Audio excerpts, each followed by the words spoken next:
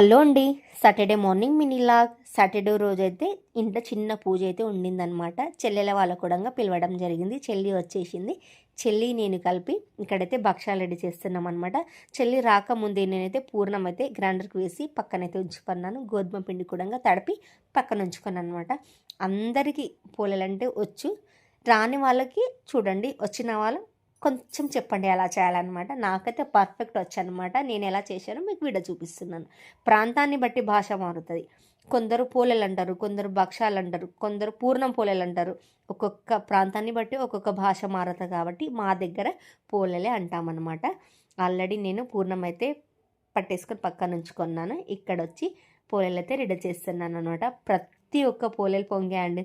చాలా అద్భుతంగా వచ్చాయన్నమాట. చాలా హ్యాపీగా అనిపించింది. ఇక్కడ చూడండి, పోలేలైనా రొట్టెలైనా మనం ఇష్టంతో చేసే ఏ పనైనా కష్టం కాదండి.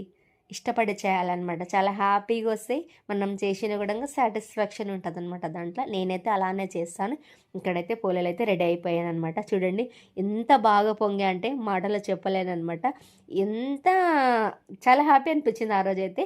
కొంచెం నెయ్యి వేసుకొని వేడి వేడి పాలు వేసుకొని తింటే అమృతం అని చెప్పొచ్చు అనమాట. అంత స్వీట్గా అంత బాగుంటాయి పూలలు. మీరు ఎవరెవరు ఎలా చేస్తారనేది కింద కామెంట్ బాక్స్లో కామెంట్ చేయండి. మేమైతే ఇలానే చేస్తామన్నమాట. వీడియో చూస్తే కొద్ది గొప్ప నచ్చుంటుంది కదా. నచ్చితే మాత్రం లైక్ చేయండి, షేర్ చేయండి, కామెంట్ చేయండి. మన ఛానల్ని సబ్స్క్రైబ్ చేయండి. బాయ్.